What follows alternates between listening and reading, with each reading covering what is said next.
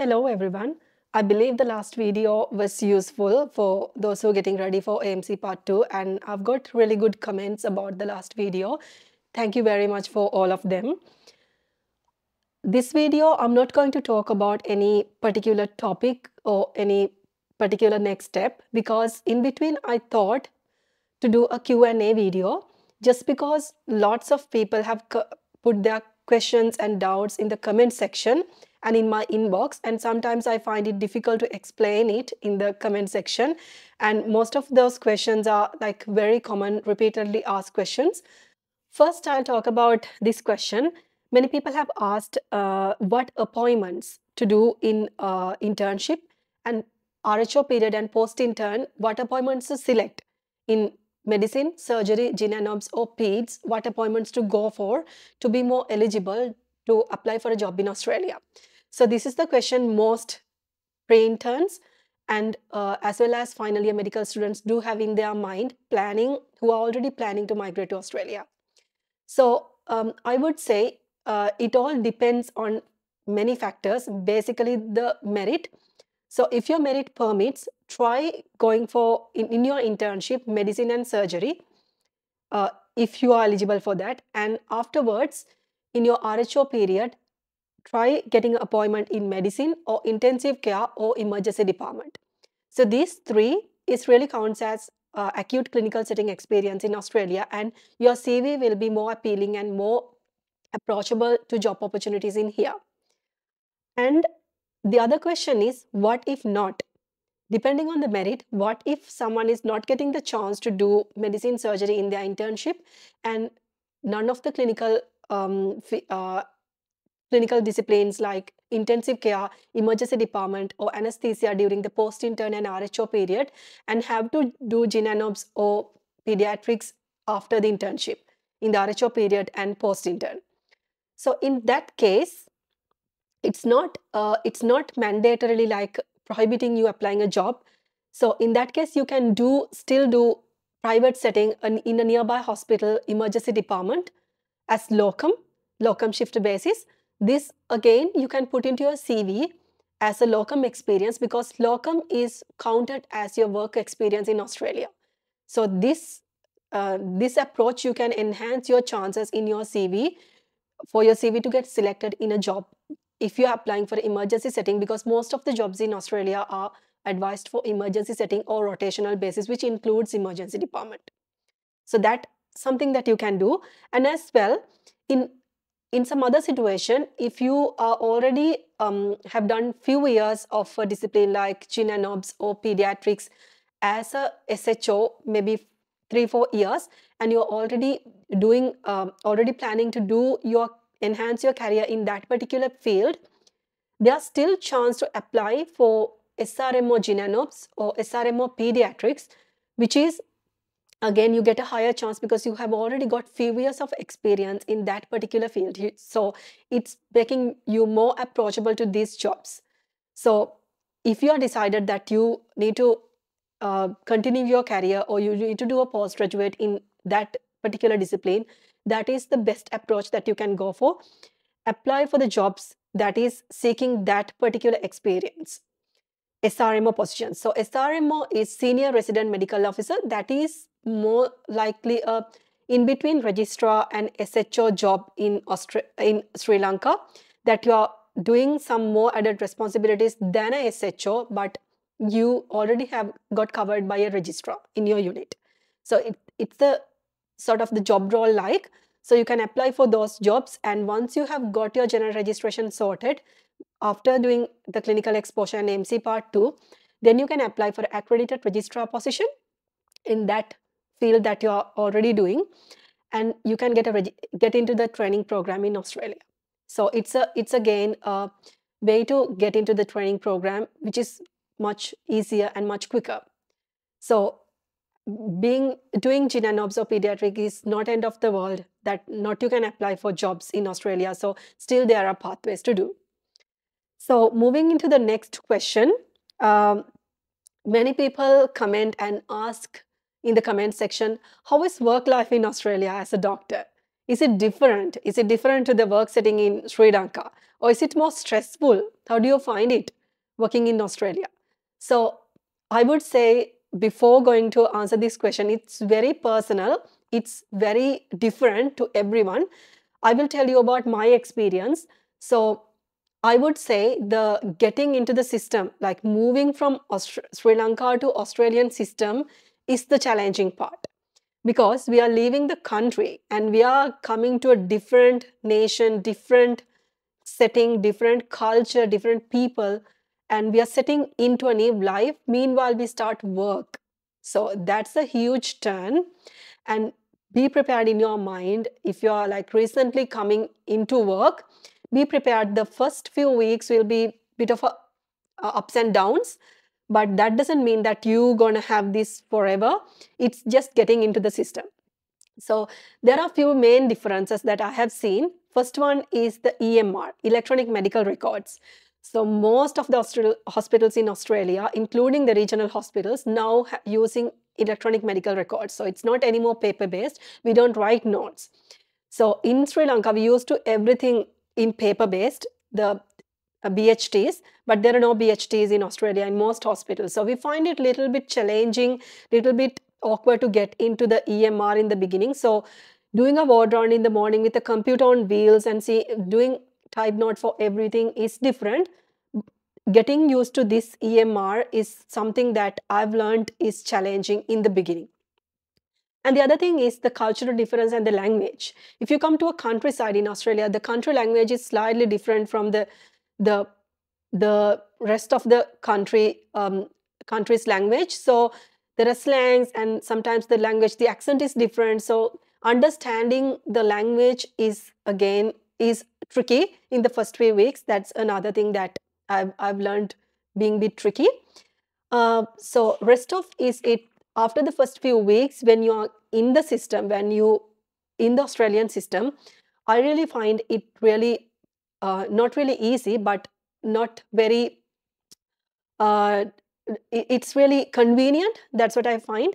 And the seniors in most hospitals and the supervisors are really supportive. They will encourage you to enhance your career and seek new opportunities, go into postgraduate. Most of the hospitals are really encouraging, and it's continuous learning. There will be workshops, there will be learning sessions every week, once a month sessions. So you need to keep yourself updated, and the guidelines being changed. You need to be up to date. So it's learning. So it's something again bit different to Sri Lanka. So you need to be on your toes most of the time if you are in the emergency setting. So that's the work life, but I won't say it's not stressful, but it's not the stress that we had in Sri Lanka. So it's different. But in my experience, I started liking it once I was in the system. Once I was blended into the system. I really find it's very liberating, making you very independent, making you seeking new opportunities, making you a different person. So in my experience, I really like it. But again, I would say it's very different and it's very personal. But if you are a person who would like to experience the difference, it will be good. So that's about the work life balance, and the work life balance is really good. So it's shift based, so you get a good time for yourself and for the things you love. So that's it about the work life in Australia. Moving into the next question. So most of you all have asked from me what hospitals to apply for the internship and the post intern. This is again a question in pre-interns and the final year medical students who are planning this pathway. So it again depends on the merit, as just like the appointments to choose. But if there's any chance to apply for a teaching hospital or a bigger station, district hospital or national hospital, go for it, because bigger the hospital, bigger your description on your CV about your hospital that you're working in. As I mentioned in the crafting CV video, we need to put a brief description about the hospital that you are currently working in and the hospital that you have done your internship, for them to get an understanding what clinical setting this doctor has worked in, what sort of hospital that they have exposure. So it matters, it really matters what hospital you are going to. So try to get into a teaching hospital if possible, or the national hospital or a district hospital, which has more beds and more clinical exposure. Same as the appointments, the next question is, what if not? What if the merit rank doesn't permit and you are going for a regional center or a smaller hospital in the peripheries of the country? So when it comes to that, again, it comes with some another opportunities. You still can do locum in a nearby private hospital in an emergency setting. So it adds value depending on how many hours you work in there. You can put into the CV that while you are working in a regional hospital, you are investing your time to a locum shift in emergency department in this hospital to get some more exposure. So it adds value to your CV. That is another thing. The next thing is, while working in a regional hospital, and if you are applying to Australia, you can apply to the regional hospitals in Australia and mention that in your CV that you are now working in a regional center in Sri Lanka and you are facing all the difficulties, obstacles in a regional center, and it makes you a more suitable person to work in a regional setting. So that way you can convey to the opportunity that you being working in a regional center makes you more suitable to come and work in the regional setting in Australia. So you can mention that as well. And the other thing is, just because you're working in a regional center, if you get more time, if you get some more free days, you can do more workshops. ALS, APLS, NTMC, those workshops and those training programs, I won't say it's mandated, but the one who has done has more chances to get a job, because ALS, APLS, and TMC is very important in your skills, workshops, and seminars section in your CV. You need to mention that you have done that within the past 2 years, being it's still valid, and with the dates and venue and the hours of it in the CV. So if you're working in a regional center and you get more time to do those things, it adds value to your CV. So going to work in a peripheral regional center doesn't make you not approachable to a job in Australia. So these few points you can make a point to prove yourself valid for an Australian job. And when you are done with MC Part 1 and English, you can still apply given these points are fulfilled. So that's about the selecting a station after internship or for the internship. So the next question I would say is the most burning question for everyone who has already migrated to Australia and like ready for coming in for the next few months. So people are very curious about what are the permanent residency pathways after coming to Australia. So this question, I'm not the expert to answer this question. So you can always consult an immigration agent for your behalf and get their advice if you are seeking professional advice, and if you need all your factors to be considered, because permanent residency is made for individual basis. So you need to consider your partner and your family and your age and the which state you are coming in. So all those factors comes to play when it comes to permanent residency. So my advice is always consult an immigration agent if if you're seeking advice for permanent residency before you come in. I will say you the commonest pathways that you can approach, that you can go for. So there are two ways that you can do it. One is the employer, your hospital, your employer gives you the sponsors for your permanent residency. That is 186. So some hospitals in Australia would do a sponsor for their employees. Most hospitals do for their registrars, but there are some hospitals still sponsor, give sponsorships for permanent residency for the junior doctors. So it depends on the hospital. It's up to the hospital and their policy, but it's again one pathway to apply for the permanent residency. In that case, sometimes you not necessarily need to complete MC Part 2 before applying for permanent residency. So that's one pathway. The other pathway, which is the commonest and most people follow, is applying for permanent residency. Once you have completed the MC Part 2 and once you have obtained the general registration with AFRA, then you are eligible to apply for permanent residency in these two categories, 189 or 190. 190 is skilled nominated visa category. 189 is skill independent visa. So you can apply both at the same time when you have completed the full registration uh, in EFRA after completing AMC Part 2. So these are the permanent residency pathways that you will be eligible to go for when you have come in and when you have started work in Australia. So I hope this will clear some doubts, but I always recommend go to an immigration agent if you need professional advice because it's a very individual based decision. And the other burning question these days for those who apply jobs to Australia from Sri Lanka is the job availability. So everyone is, there are lots of candidates who apply for jobs with all the eligibilities with MC Part 1 and English and recent experience and still trying to secure a job opportunity. So most concerning factor is this for many people right now, whether there are jobs out there. So I think this situation of waiting for jobs has come because there are lots of applicants right now compared to the previous few years. There's lots of people applying for jobs, so it has made it bit competitive. So that's why this lagging period has come now. And so my advice for that is apply as much as jobs possible. So applying for 10-15 jobs in a go will make you more eligible. So I would say apply for 1,000 or 1,500 jobs in a go. So in a year will make you eligible. So apply through the campaigns in every state, and except of the campaigns, try applying through individual job advertisements in LinkedIn, Seek, and Indeed.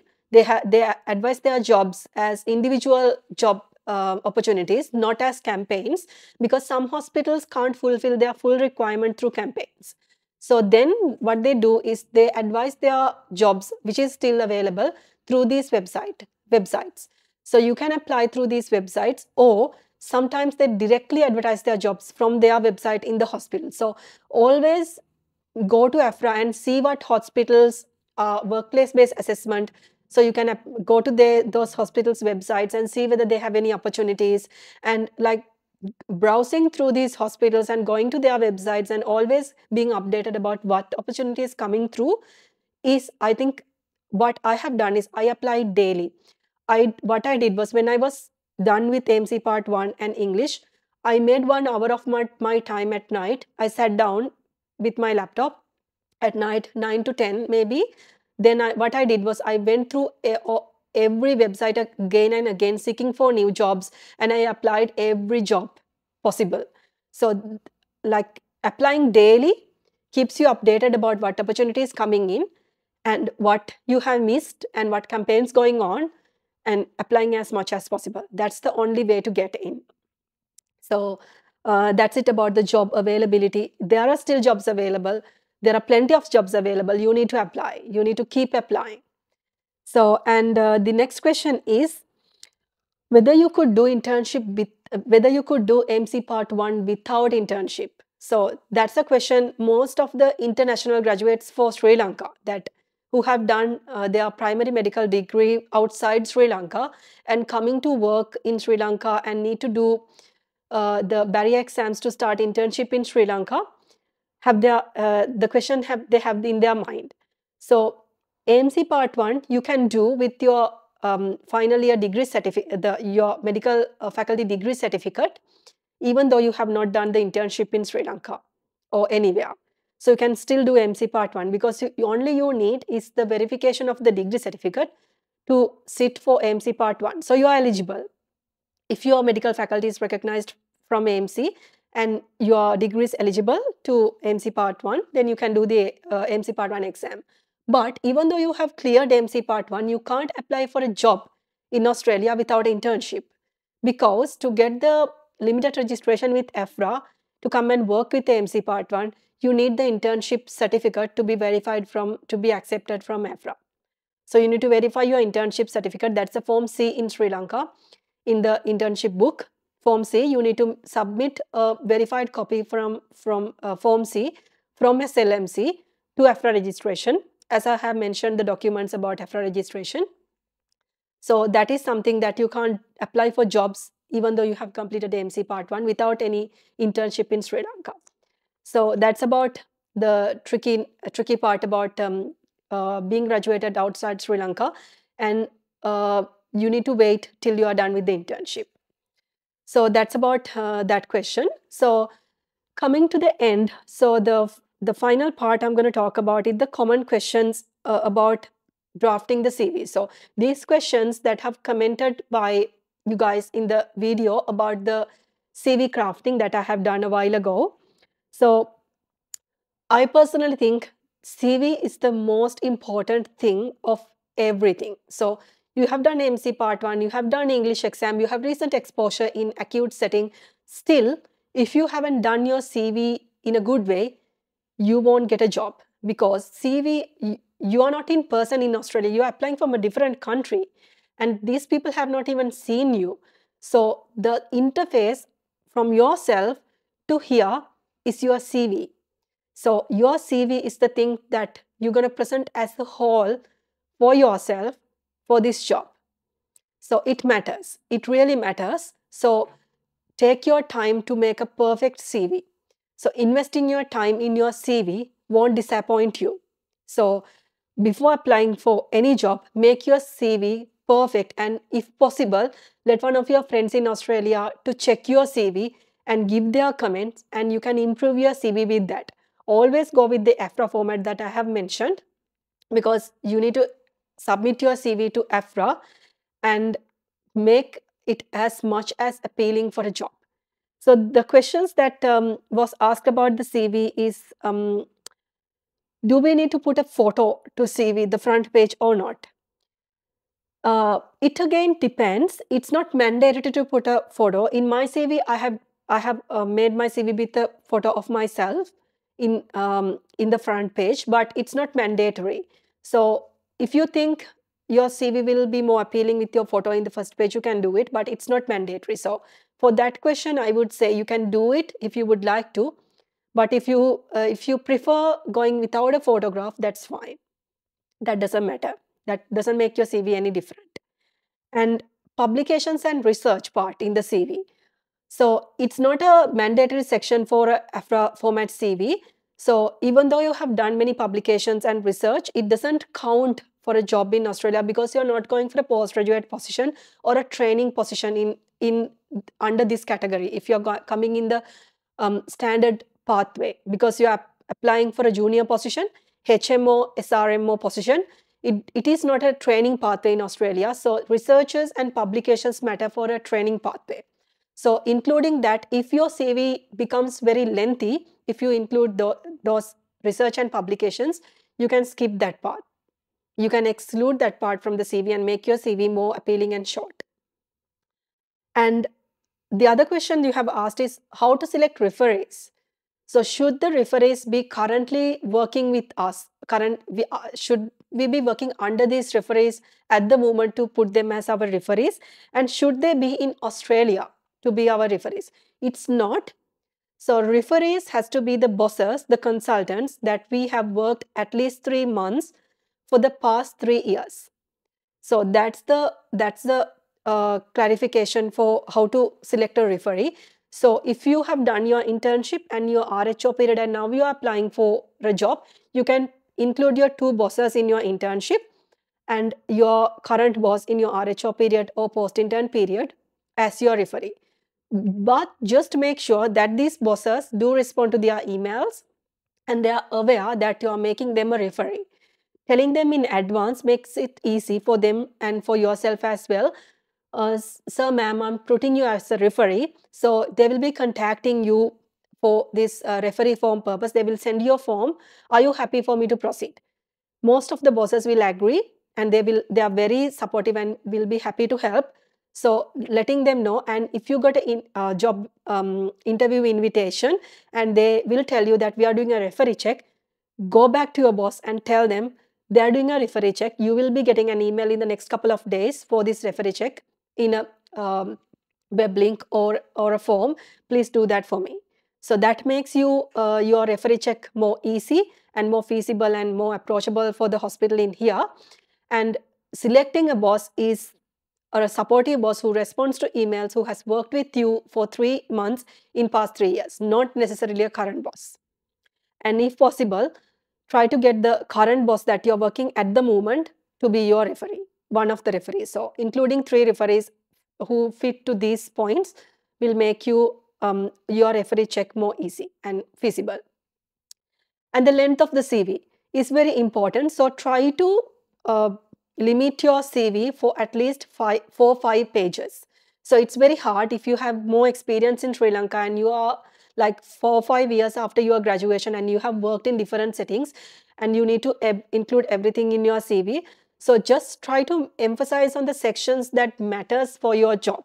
If you're applying for a I would, as I said, if you have done more work and more exposure in pediatrics, gyn and obs, and you're applying for a gyn and obs or pediatric SRMO position, just emphasize on that part. And you can cut short the part about your internship, which is not really counting to this job, or your RHO period, which is not really counting to this job. You can cut it short if it doesn't really count for this job, and you're applying for a more clinical intensive care position or emergency department position, and try to emphasize on that part if you have done any relevant clinical exposure, and try to cut short everything else. So make your CV for 10 pages doesn't count. So nobody will be interested to read a CV for 10 pages. So try to make it very handy, and every word, craft every word with your full attention, and craft it very your exposure section very seriously. So, and try to make it 4 or 5 pages, so it is very handy and more appealing. So that's it about CV. So I hope this video has answered most of the repeated questions, but it's not all the questions. So I will try doing another video in between my series of videos about this pathway to answer more questions. So if you think some of your questions haven't been answered in this video and was not very clear, the answer I have given, just put in the comment section. So I'll try making another video in between this series to answer those questions as well. So once again, it's not, I'm not an expert about the visa information. So always consult a immigration agent about to clarify your status and your eligibility. And about the CV, always follow the AFRA format and always try to make it handy. I believe this video will be helpful to clear your doubts, and let's be in touch soon. Thank you.